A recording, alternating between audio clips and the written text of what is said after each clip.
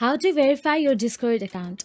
While using Discord, you might have encountered a verification required message, which is one of their safety efforts for their platform. The verification required message is part of their verification system to help protect both you and the communities on Discord. This means sometimes their systems detect activity that calls for extra information.